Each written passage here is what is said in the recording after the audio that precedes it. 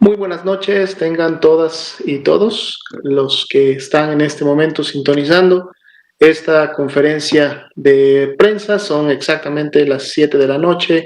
hora de la Ciudad de México, que además es la hora habitual en la que solemos transmitir esta información de seguro importante y relevante para todos. El día de hoy, como lo hemos estado haciendo desde que inició prácticamente la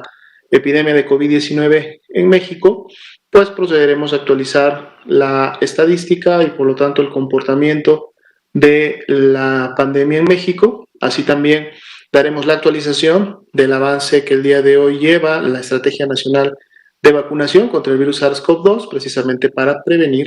la enfermedad, en este caso COVID-19. Vamos entonces a iniciar con nuestra primera diapositiva ya ampliamente conocida, pero que precisamente la actualizamos todos los días porque nos permite conocer el comportamiento de la epidemia. En la curva azul claro que ustedes ven en la parte superior, precisamente se encuentran distribuidas las más de 2.324.954 personas que para el día de hoy se consideran, se estiman, son casos de COVID-19 ya confirmado. Esto gracias a la información que se tiene registrada en la plataforma CISVER, que como ustedes saben es nuestra herramienta tecnológica en la cual se notifican y se da seguimiento a las personas desde que son casos sospechosos de la enfermedad hasta que tienen una clasificación final, ya sea por un resultado de laboratorio positivo, que es la gran mayoría de ellas, o también como consecuencia de los procesos de dictaminación y de asociación epidemiológica. Como ustedes pueden ver, y lo hemos venido haciendo notar en las últimas semanas, desde la semana número 2 de este año, es decir, la segunda semana de enero del 2021, hemos venido teniendo una tendencia descendente, la cual se ha hecho evidente y además con una magnitud, pues obviamente que ha venido disminuyendo con el transcurso de las semanas en relación a la epidemia, y tenemos entonces ya 7 semanas continuas de un descenso en la carga de enfermedad, es decir, en la cantidad de casos de COVID-19 a nivel nacional, recordando que esta curva integra obviamente lo que está ocurriendo en cada una de las 32 entidades federativas. Veíamos la semana pasada que ese descenso había desacelerado o era menor entre las semanas 6 y 7. Sin embargo, volvemos a abrir las últimas 2 semanas graficadas, es decir, entre las 7 y la 8, con nuevamente un descenso, que en este caso y para el día de hoy, ya lunes 8 de marzo, pues es de un menos 16%. Vamos obviamente a dar un seguimiento puntual, sabiendo que, como ustedes ya también lo conocen, en la semana podemos tener diferencias o cambios en el comportamiento en la medida de que los casos se van integrando. Sin embargo, un menos 16% da una perspectiva para la semana de que el día sábado pudiéramos estar todavía cerrando con una disminución en la cantidad de casos, aunque obviamente pudiera ser menor a este menos 16% con la que estamos prácticamente abriendo en estos momentos la semana. 2%, el indicador de casos activos se ha mantenido en esa proporción ya durante varias semanas. Hemos comentado que este indicador representa la epidemia activa, esas 43.511 personas que han enfermado y expresado signos y síntomas en los últimos 14 días, pues son precisamente las que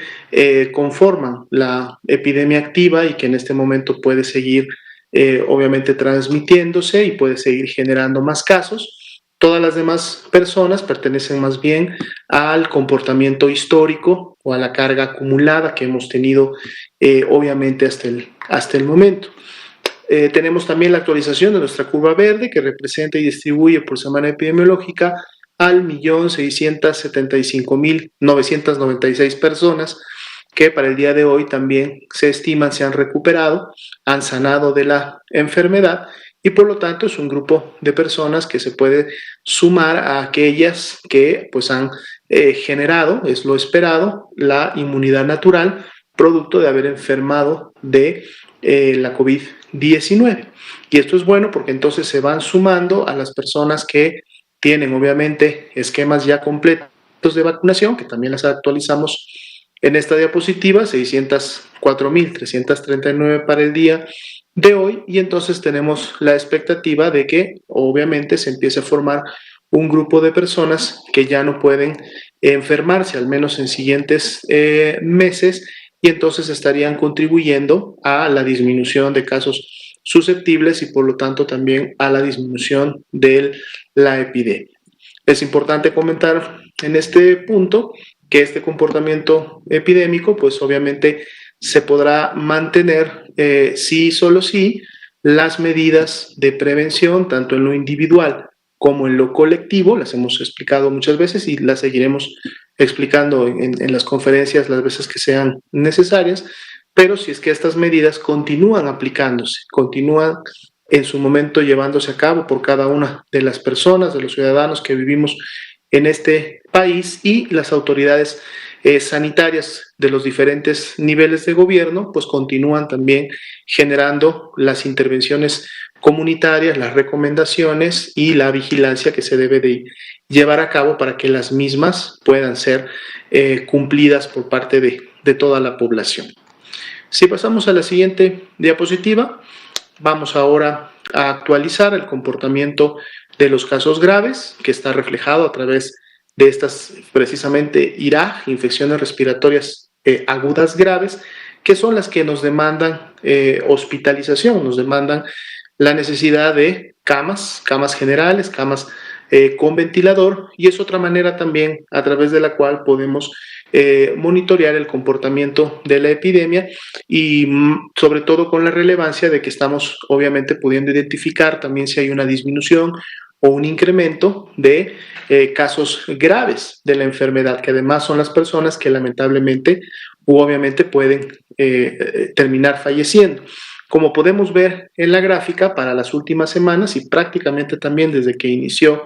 el año 2021, este comportamiento también ha sido descendente, por lo tanto es congruente y va de la mano con lo que hemos estado viendo en la cantidad de casos que se van confirmando. Para efectos de la ocupación nacional y en comparación al día de hoy, se tuvo el incremento de un punto porcentual, es decir, para el diferencial en las últimas 24 horas, pero vean ustedes cómo la ocupación nacional se mantiene por debajo del 30%, está actualmente en un 28%, y bueno, esto es un cambio que día a día podremos estar observando en las conferencias cuando obviamente actualicemos esta información. Pero veamos ahora un poco mejor en la siguiente diapositiva esta ocupación nacional, cómo está distribuida por entidad federativa. El día de hoy estamos haciendo una diferenciación entre las entidades federativas que tienen menos del 50% de ocupación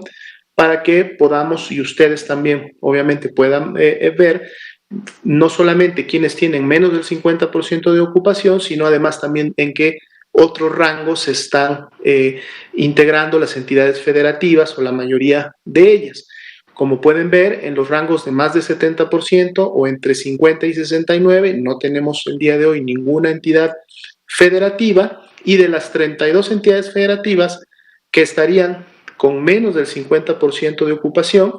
tenemos solamente 6, inclusive entre el rango de 30 y 49, y 26 entidades federativas, es decir, la mayoría, inclusive tienen ocupaciones menos del 30%.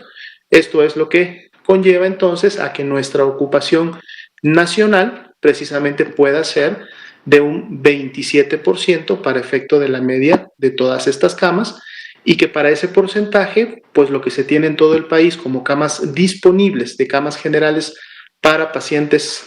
sospechosos o confirmados de COVID-19 es de 23.196 camas disponibles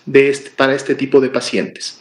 Si vemos en la siguiente diapositiva, información similar, pero ahora solamente de las camas que cuentan con un ventilador, que como ya sabemos son para los pacientes más críticos de la enfermedad, los que tienen las mayores complicaciones y necesitan los tratamientos además más especializados. Aquí también ya tenemos varios días en donde no tenemos entidades federativas por encima del 70% de ocupación. Teníamos solamente una entidad federativa que se mantiene con un 52% de ocupación, que es la Ciudad de México, en este rango obviamente entre 50 y 69. Y cuando desglosamos el rango de 50 y menos, pues ahora podemos ver en un rango entre 30 y 49 a 10 entidades federativas, que además las encuentran coloreadas de color café en el mapa, y 21 entidades que tienen menos inclusive del 30% de ocupación. Entonces este desagregado dentro de ese rango de menos 50 nos va también a estar permitiendo observar obviamente que dónde se sitúan la mayoría de las entidades también para este tipo de camas. Como vemos, en la ocupación nacional también tenemos incremento de un punto porcentual, pero esto lleva a una media de 30% nacional, lo cual nos deja 7.763 camas con ventilador disponibles para recibir y atender a las personas que así lo requieran. Vamos a pasar al siguiente componente de información, que es precisamente la Estrategia Nacional de Vacunación. Aquí podemos ver las dosis aplicadas por cada día, en las cuales estas obviamente se aplicaron en las diferentes personas de las primeras 2 etapas. Para el día de hoy podemos ver nuevamente un incremento en la cantidad de dosis diarias aplicadas. Hoy día se reportaron al corte de las 4 de la tarde 51.802 dosis, y entonces si pasamos a la siguiente diapositiva, estas obviamente se suman a las que teníamos ya el día de ayer notificadas, y en la siguiente diapositiva podemos ver el total de dosis aplicadas, el avance acumulado, que sería ya de 2.849.630, y vemos cómo esta curva, que también nos muestra el comportamiento de cómo estamos avanzando en la Estrategia Nacional de Vacunación, continúa con su tendencia ascendente, continúa incrementándose obviamente la cantidad de dosis que día con día se están aplicando.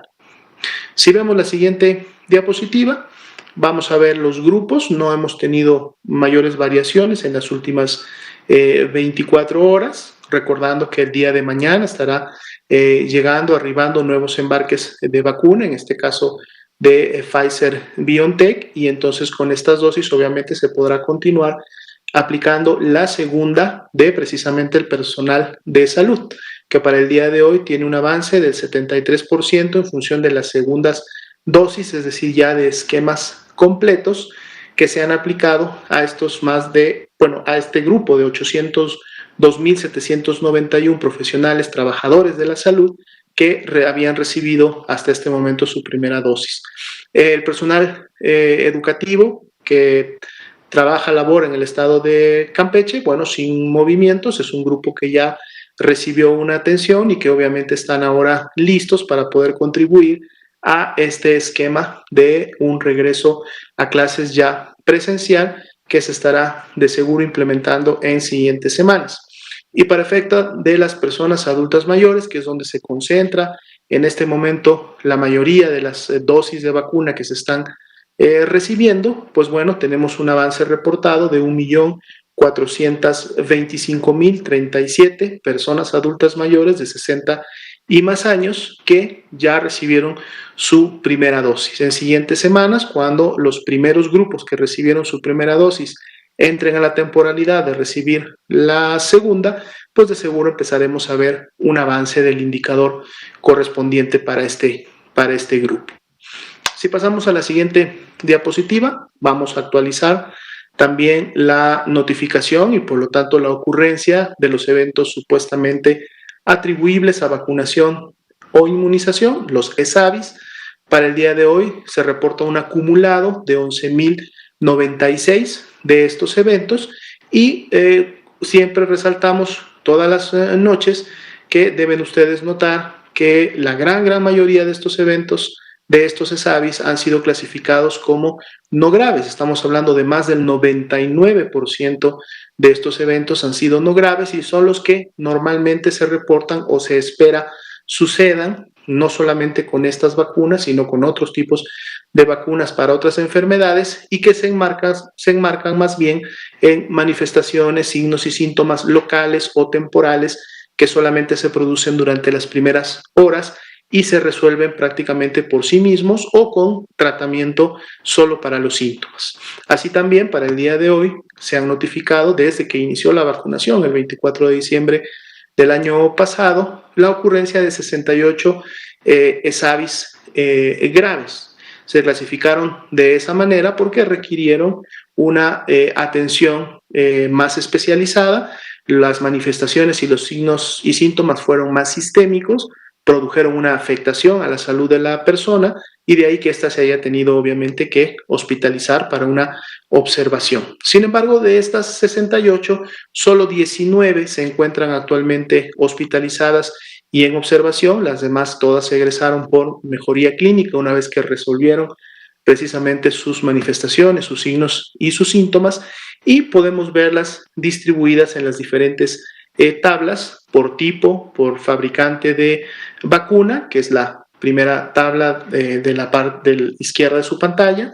Tenemos también la distribución por sexo, en este caso entre hombre y mujer. Tenemos la distribución de las 19 personas aún hospitalizadas por entidad federativa en donde se encuentran actualmente hospitalizadas y tenemos obviamente la distribución total de las 68 ESAVIS graves en cada una de las entidades federativas en donde éstas se han presentado. 0.4% continúa siendo el porcentaje o la proporción de ESAVIS en función de la totalidad de dosis aplicadas y es un porcentaje que prácticamente se ha mantenido, no hemos tenido incrementos del mismo, a pesar de que obviamente las vacunas continúan colocándose y esta proporción entonces se ha mantenido estable. En la siguiente diapositiva vamos a poder observar la cantidad de dosis que hasta el momento han llegado y se han recibido en el territorio mexicano y también obviamente distribuidas por el tipo y por el fabricante de cada vacuna. La totalidad de las vacunas hasta el momento recibidas, 4.691.775. La vacuna que más dosis se ha recibido hasta el momento es precisamente la de Pfizer-BioNTech, como ustedes pueden ver, un acumulado de 2.621.775, recordando que está programado para el día de mañana poder tener una recepción, una llegada de un nuevo embarque con un poco más de 600,000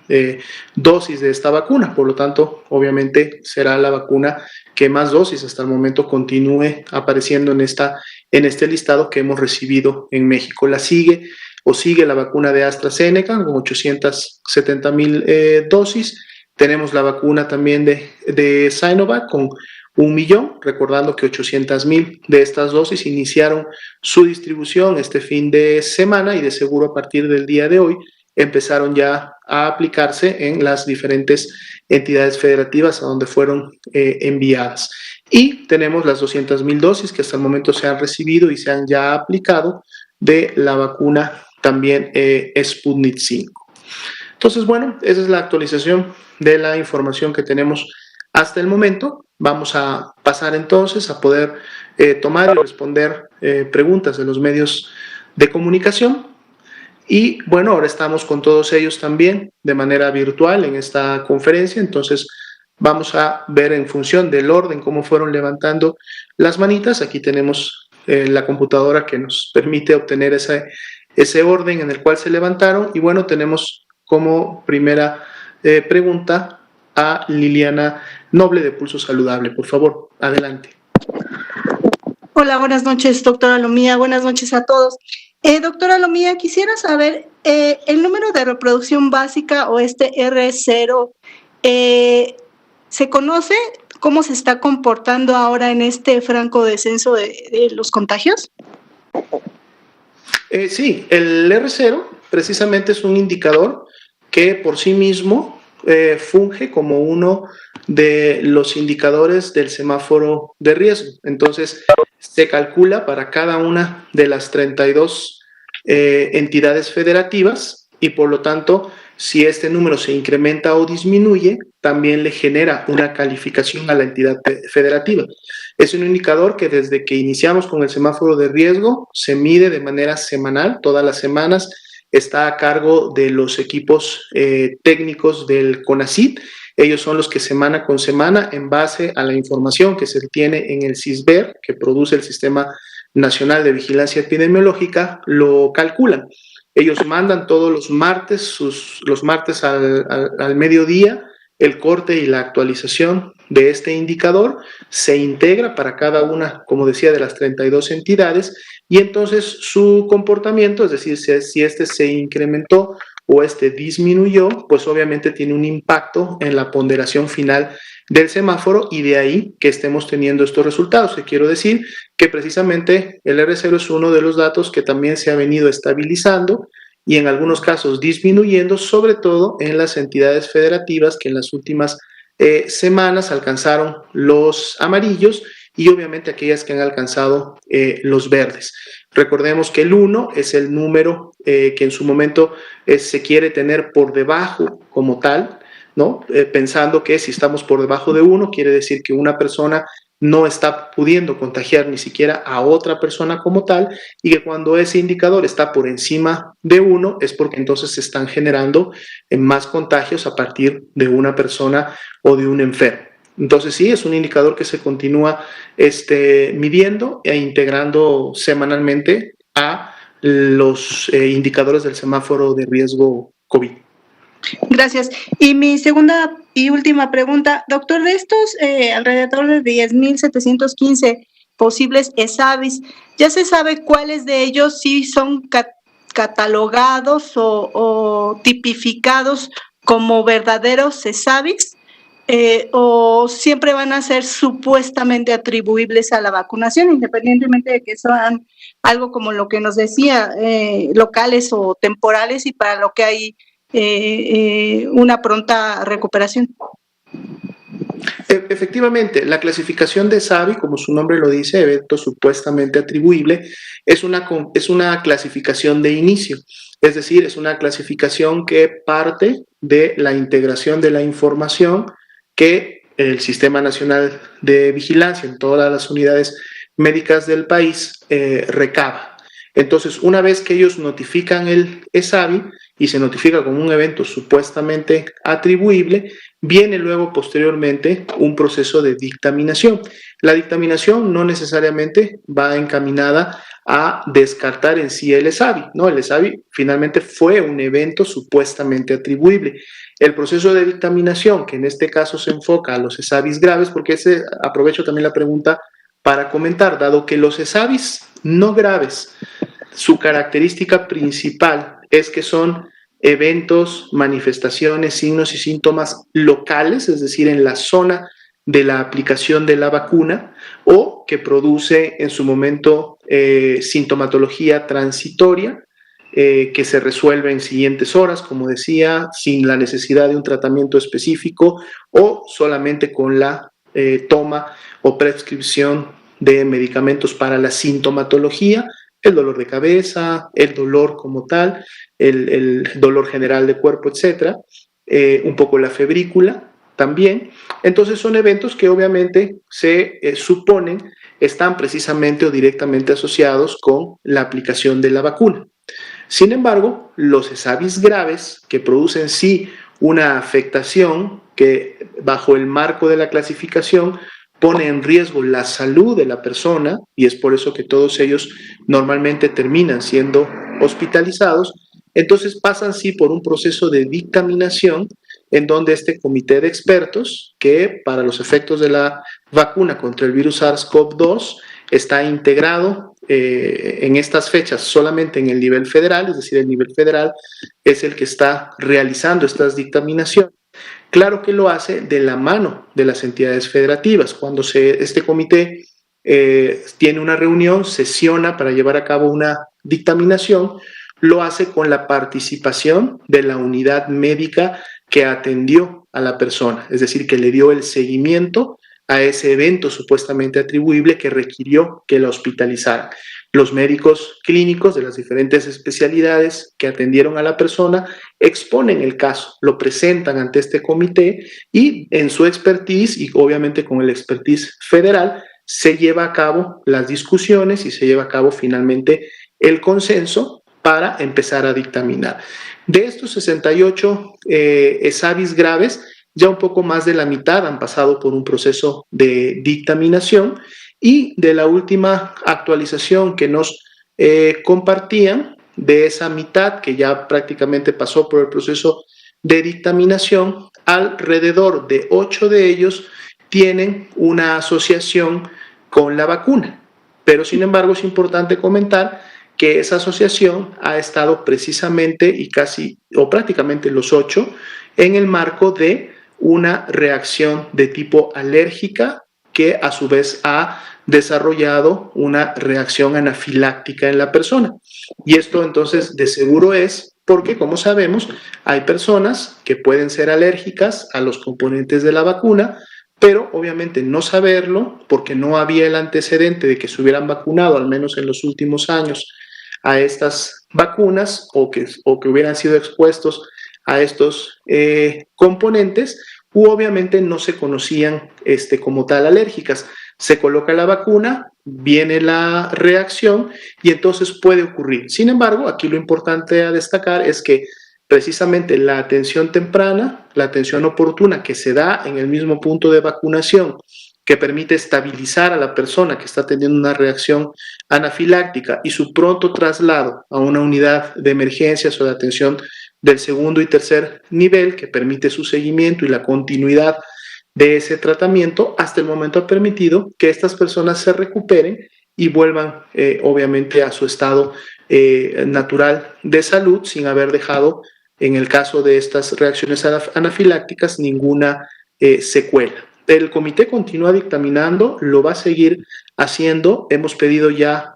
nos empiecen a preparar un reporte con todas las salidas, es decir, con todos los tipos de dictaminaciones o clasificaciones que finalmente se han llevado para podérselas también en su momento estar comunicando con algún tipo de frecuencia, a lo mejor una frecuencia quincenal, para estarles actualizando cómo van caminando, las dictaminaciones y obviamente qué es lo que se está dictaminando.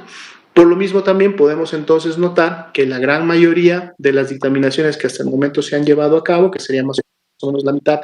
de estos 68, solamente han clasificado como un evento como un evento solamente coincidente, es decir, que no tiene una causa directa a la aplicación de la vacuna, sino que fue solamente coincidente por el efecto de la temporalidad en la cual se presentó. Inclusive vamos entonces a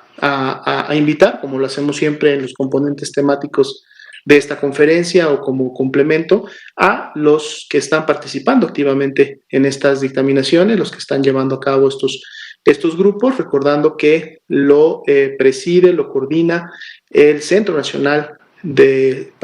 la Salud de la Infancia y la Adolescencia, el CENSIA, y además la coordinación técnica está a cargo de la CINSAE, que es precisamente donde se integran la mayoría de expertos y especialistas en diferentes especialidades médicas que están obviamente integrados en este comité llevando a cabo este trabajo. Muy bien, muchas gracias. Buenas noches a todos. Buenas noches. Bien, en el orden tenemos a Elizabeth Hernández. Hola, buenas noches, Elizabeth Hernández de Eje Central. Buenas noches. Quería comentarle que en Eje Central detectamos que desde el 23 de febrero hubo cambios en la gráfica de las dosis diarias aplicadas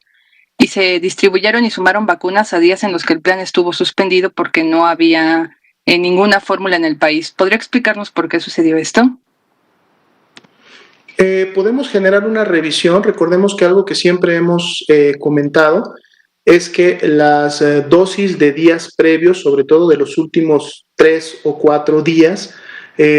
son o pueden todavía sufrir modificaciones en relación a sus números, dado que el sistema, en este momento se cuenta con un sistema en línea, una base informática en donde se registran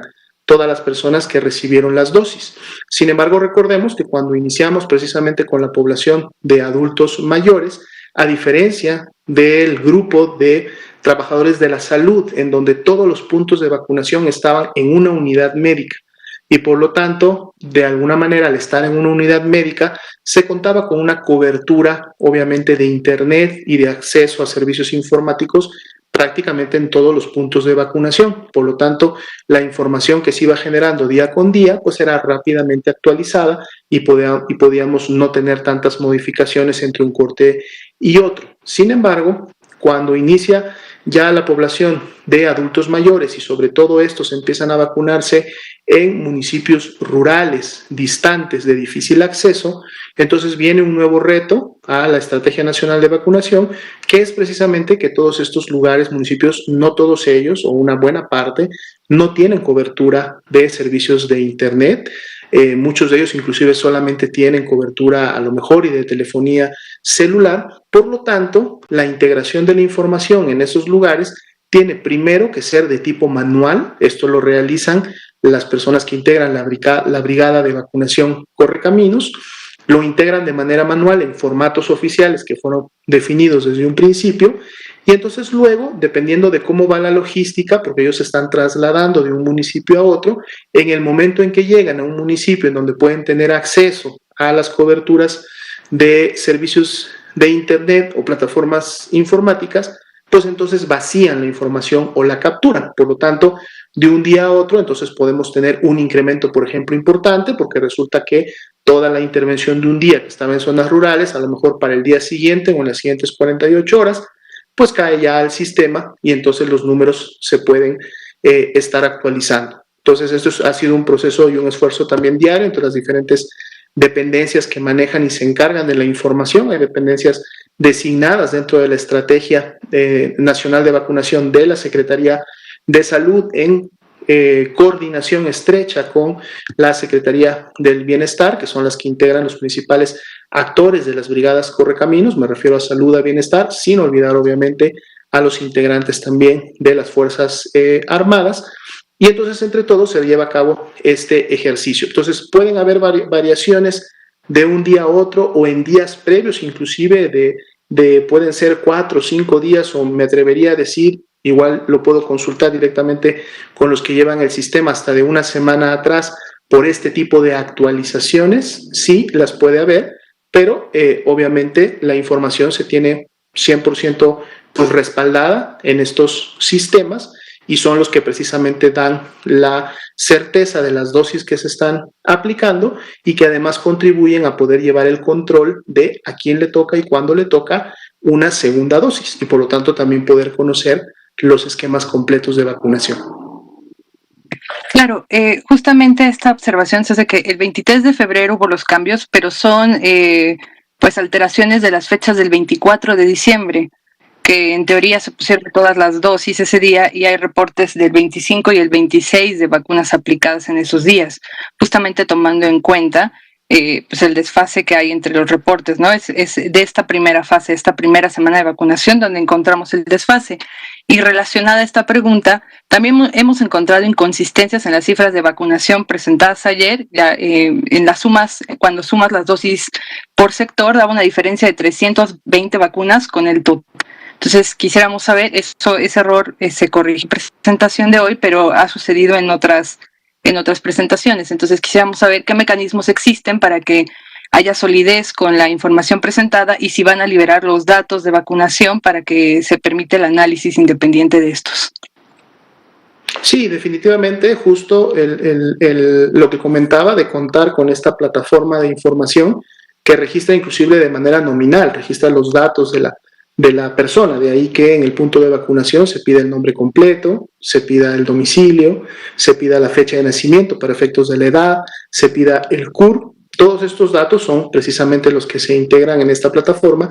y permiten identificar de manera nominal, es decir, persona por persona, la que recibió una primera dosis o una segunda dosis. De seguro hay, obviamente, en las revisiones que se hacen todos los días, en las actualizaciones, al momento que se cotejan los datos, de seguro pudiera haber alguna diferencia entre un día y otro, pero obviamente esto se va corrigiendo y esto se va actualizando en la medida que las plataformas tienen la información. Esta información obviamente es información personal, son datos de personas que depositan su información en base obviamente a que el sector salud puede tomarlos para efectos de sus intervenciones,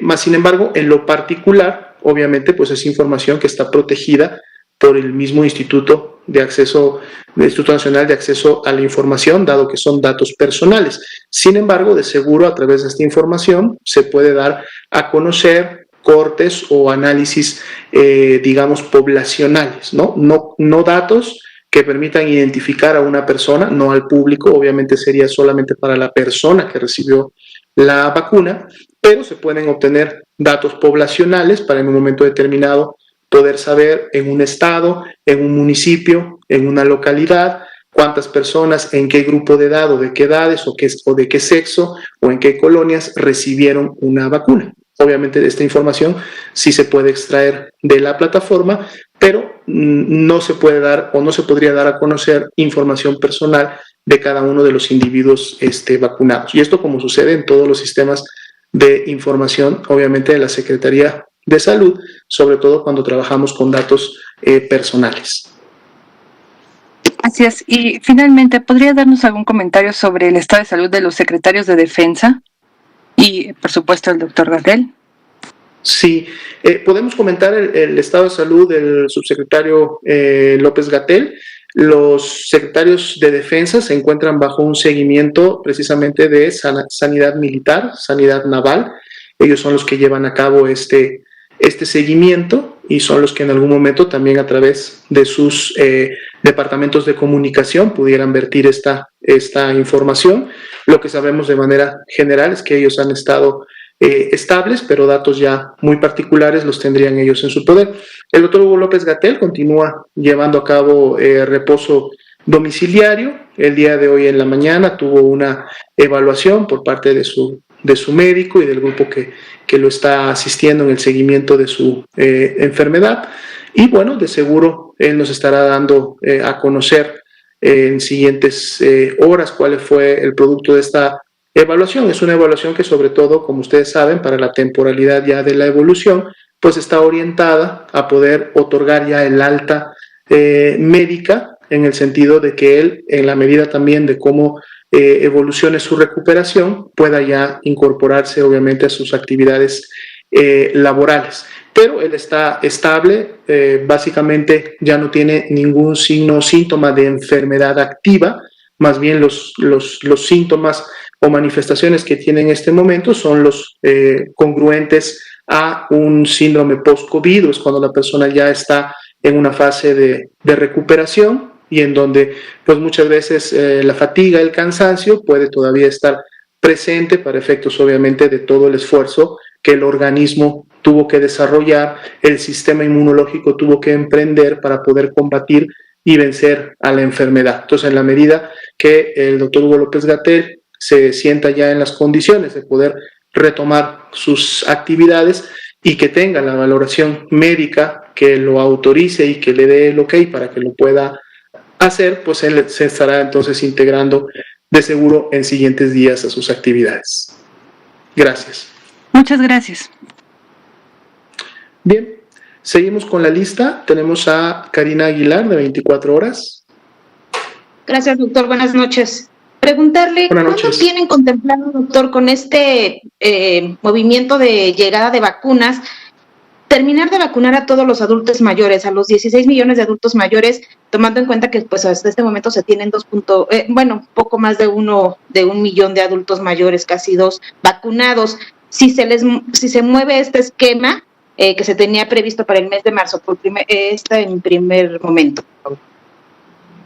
Sí, de hecho siempre se comentó que para el mes de marzo se tenía como objetivo poder tener al menos aplicada una dosis o la primera dosis de vacuna en las personas adultas mayores, y que de seguro en el mes de abril pudieran estarse logrando los esquemas completos. Aquí es importante comentar que si bien es cierto, existe una planeación y esta se realiza y se actualiza prácticamente todas las semanas, la misma depende y está íntimamente ligada a la proveeduría de la vacuna, ¿no? Entonces, en la medida que las vacunas van arribando al país en función de las expectativas que se tienen, en este caso de los contratos y de las fechas potenciales o probables que se tienen para cada una de ellas, es que se realiza la planeación. Hasta el momento, consideramos que esto que se ha comentado de poder llegar a cubrir a adultos mayores con una primera dosis, la mayoría o la totalidad de ellos a fines de este mes, pero más importante, poder llegar a cubrir con las 2 dosis para el mes siguiente, en el caso de abril, pues es todavía una realidad posible, dado la proveeduría. De seguro, o lo que se tiene en este momento ya estimado, es que se pueda tener cubierta a la población para el mes de abril, obviamente si se cumplen por parte de los fabricantes los compromisos que hasta el momento se han realizado de estas vacunas. El día de mañana, martes, en la conferencia matutina del presidente, si recuerdan, todos los martes se lleva a cabo el pulso de la salud y estará tanto el doctor Jorge Alcocer Varela, nuestro secretario de Salud, como el doctor Ruy López Ridaura, quienes estarán presentando específicamente el tema de vacunación y dando a conocer ya la información hasta el momento confirmada en relación al arribo de nuevos embarques, a la proyección de las dosis que se van a recibir y cómo se está pensando entonces asegurar esta meta para el mes de abril. Doctor, también preguntarle, ¿estas 4 millones de dosis de vacunas todas han sido adquiridas, compradas, o hay algunas que hayan sido donadas? Si es así, ¿cuáles y cuántas, por favor? Ninguna vacuna ha sido donada hasta el momento, no hay ningún ejercicio de donación. Todas han sido adquiridas por el gobierno de México. De hecho, se han tenido, obviamente, dentro del marco de los contratos, que inclusive hacer prepagos, o sea, pagos al momento en que las vacunas estaban produciéndose para poder asegurar el acceso a la proveeduría una vez que estas estuvieran listas, y obviamente cuando estuvieran listas ya y los números correspondientes a cada uno de los embarques, se procedía a realizar los pagos totales o completos de la cantidad y de los lotes a enviarse. Todas las vacunas hasta el momento, en base a la información que se tiene documentada, han sido compradas por el gobierno de México en estos convenios precisamente con cada una de las farmacéuticas, sin recordar, o mejor dicho, recordando que todavía tenemos pendiente que el convenio, esta estrategia, esta herramienta que generó la OMS, que es la plataforma COVAX, que nos genera también un acceso importante a dosis de vacunación y que también se llevó a cabo en su momento un prepago, es decir, la plataforma COVAX tampoco es un mecanismo de donación, al menos no para México, porque México no está entre el grupo de países que califican para donación. Recordemos que la plataforma COVAX sí tiene como objetivo poder asegurar el envío de vacuna y obviamente la aplicación de esa vacuna a las personas a los países con los retos financieros más grandes, a los países más pobres. Y es en esos países en donde precisamente en últimas semanas esta herramienta COVAX ha permitido ya así hacer un envío y hacer donativos para que estos países puedan tener también acceso a la vacuna. El caso de México no, el caso de México está pagando por todas sus vacunas. Gracias. Y ya por último de mi parte, doctor, ¿existe pruebas de que hay una baja eficacia de la vacuna Sinovac en adultos mayores? Eso, preguntarle si sí existe. Y de ser así, si se estaría pensando en aplicar esta vacuna a otro grupo poblacional que no sean mayores de 60 años de edad. Hasta el momento no, de la información que se tiene registrada y de la información que en su momento inclusive ha sido ya validada por la COFEPRIS, por la Comisión Federal de Protección contra Riesgos Sanitarios, es que esta vacuna tiene una muy buena efectividad, sobre todo para lo que significa prevenir la enfermedad grave, que es uno de los objetivos más importantes de la vacunación. Más allá de prevenir que solamente la enfermedad se produzca, lo importante es que prevenga la enfermedad grave, es decir, una persona a lo mejor puede enfermar, desarrollar algunos síntomas leves, pero que no enferme gravemente y por lo tanto no tenga riesgo, obviamente, de fallecer es la parte más importante, y la vacuna Sinovac, así como todas las demás, ha mostrado niveles de eficacia suficientes para poder permitir una estrategia comunitaria, o sea, en el marco de la salud pública, como una herramienta ideal para la prevención de estos casos. De hecho, los documentos específicos ustedes los pueden consultar en la página de coronavirus.gov.mx. Cuando ustedes ingresan, el primer banner o la primera información que se despliega es la del subcomponente de vacunación. Ustedes entran ahí y van a poder encontrar cada una de las guías de aplicación para cada una de las 4 vacunas que ya tenemos en el país, y en ellas pueden ustedes identificar los resultados de los ensayos clínicos y estos niveles de eficacia que cada una de ellas han reportado, obviamente con diferenciales, ¿no?, en función de dónde se han llevado a cabo estos ensayos en diferentes países del mundo, pero finalmente están reportadas también estas eficacias que, por lo menos para las 4 vacunas que hasta el momento han llegado al país, son muy buenas para poder prevenir la enfermedad y generar los objetivos que tiene la estrategia nacional. Gracias. Gracias también. Siguiendo con el listado, tenemos a Jorge Monroy, del Economista. Sí, ¿qué tal? Muy buenas noches, doctora Lomía. Pues consultarle qué va a pasar con las personas que ya se vacunaron, es decir, cuánto dura la inmunidad con la vacuna de las 2 dosis. Ya se sabe cuánto tiempo después estas personas o todas las personas deberemos de vacunarnos después, no sé, después de 6 meses, de 1 año, y si ya tiene el gobierno contemplada esta situación. Eso por un lado, doctora Lomía, y por el otro preguntarle, ¿ya existe una estrategia por parte de la Secretaría de Salud y COFEPRIS para evitar la proliferación y la entrada al país de vacunas falsas? Se viene trabajando esto ya con el gobierno, no sé si vayan a cerrar las aduanas, si vayan a intensificar esto para impedir que se inunde, hay un mercado negro en el país de vacunas. Gracias. Muchas gracias por las preguntas. En función de la primera, precisamente es algo que todavía está en la expectativa y que se necesita generar más conocimiento como para poder tener información confirmada respecto a la duración de inmunidad que puede generar la vacunación. Recordemos que prácticamente todos los tipos de vacunas que hasta el momento se están aplicando en el mundo, su aplicación ha iniciado bajo una autorización en un marco de emergencia. Y obviamente el marco de emergencia es el que ha permitido a que las vacunas que tenían un avance importante y predefinido de sus ensayos fase 3 pudieran entonces ya salir a vacunarse a la población. Sin embargo, la información que hasta el momento se tiene, obviamente del seguimiento ya de las personas que han recibido 2 esquemas completos,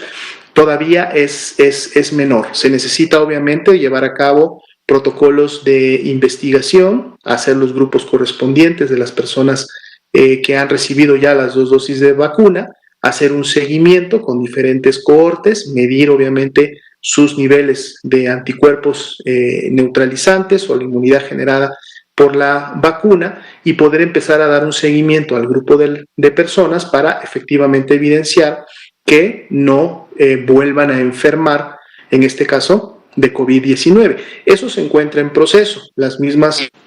farmacéuticas, obviamente las empresas que están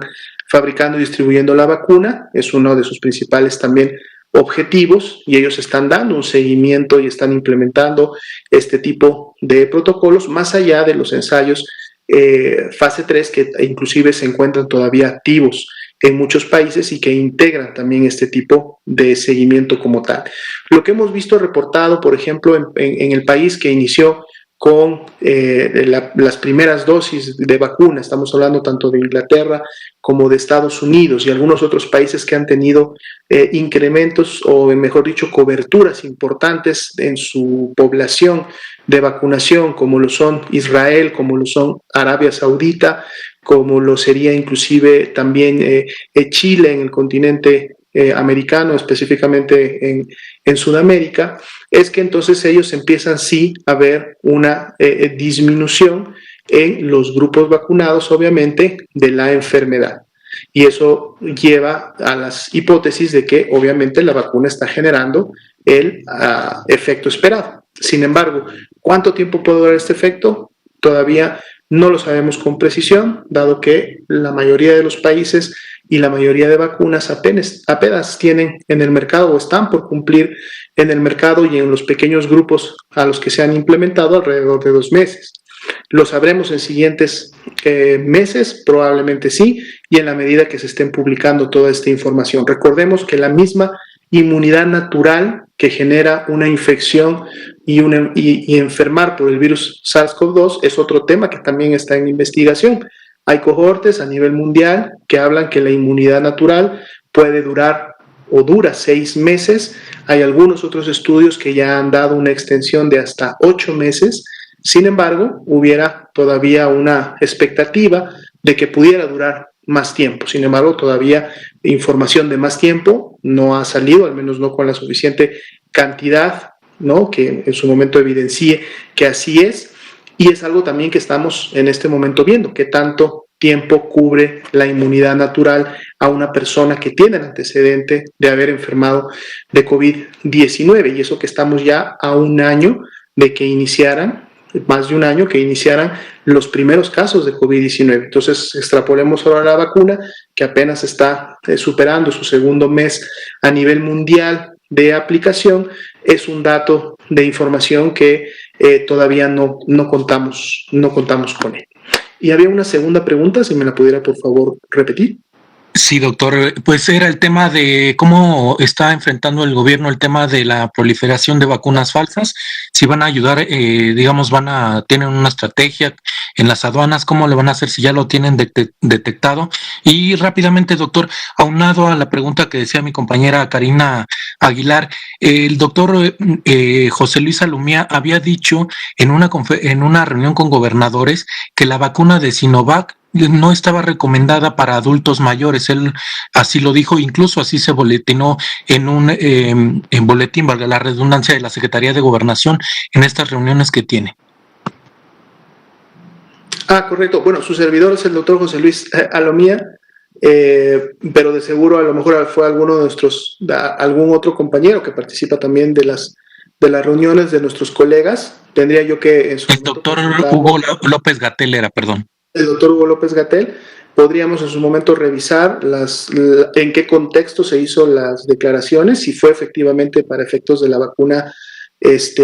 Sinovac, recordando que en su momento también fue un tema de la vacuna AstraZeneca y que después obviamente fue completamente solucionado en el sentido de que toda la información y toda la investigación con la que se contó posteriormente y las recomendaciones del grupo de expertos enfocó y autorizó que la vacuna sí era efectiva en estos grupos. Podemos hacer la revisión para efectos de las declaraciones de vacuna Sinovac. En lo personal no tengo ese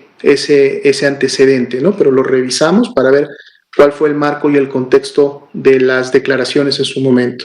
En el tema del mercado negro de vacunas, aquí es muy importante obviamente también hacer copartícipes de la prevención, de no caer en un fraude o de no caer en este tipo de prácticas a la misma población. Es importante empezar mencionando y recalcando que la única vacuna disponible en México contra el virus SARS-CoV-2 para prevenir la COVID-19 es la vacuna que el gobierno de México ha adquirido y que el día de hoy aplica a través de las instituciones, aplica a través del operativo Correcaminos en cada una de las entidades federativas y que es la única manera que de manera legal, pero más importante, de manera segura, la población puede acceder a la vacunación y obviamente en el orden y en las etapas que hasta el momento se han venido dando. Esto lo decimos en un contexto de si usted, ciudadano, ciudadana, en este momento le ofrecen por otra vía diferente a la de las brigadas Correcaminos, diferente a la vía institucional del gobierno de México, le ofrecen alguna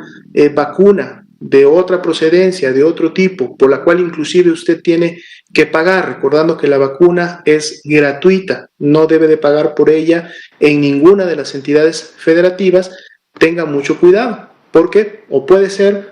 que no sea ninguna vacuna, es decir, que lo que le van a vender, le van a aplicar, sea un producto que nadie sabe de qué esté compuesto o qué tenga y si realmente le va a ofrecer algún beneficio. Lo seguro es que no. O si fuera inclusive alguna vacuna que se hubiera llevado a cabo, esto no se ha confirmado en ninguna parte del país hasta el momento, y que pudiera ser sí alguna vacuna parte del mercado negro. Recuerde usted que esta vacuna no tiene tampoco la seguridad ni tiene todo el registro en su momento que se da de la misma red de frío para poder llevar a cabo una vacunación eficaz, segura y de calidad. Entonces, obviamente, la Comisión Federal de Protección contra Riesgos Sanitarios, para efectos de la Secretaría de Salud, es la dependencia que tiene bajo su mandato y que además asegura que los diferentes productos que se venden o que en su momento se administran a las personas en el marco de la salud tengan todos estos mecanismos de seguridad, específicamente o ahora con mucha mayor razón el tema de la vacuna contra el virus SARS-CoV-2. Recordar que obviamente esto no es como un medicamento, como una pastilla, como una cápsula, como un jarabe que uno lo puede traer en un maletín o lo puede traer en la bolsa o lo puede traer en una caja. No, estamos hablando de un biológico que requiere todas unas medidas de transportación en donde debe de haber todo un aseguramiento de una red de frío, que en algunas de ellas inclusive requiere de equipamiento específico o herramientas específicas para la ultracongelación y la congelación. Entonces no es tampoco un elemento que fácilmente pueda, digamos, ingresar al país, obviamente sin que pase por un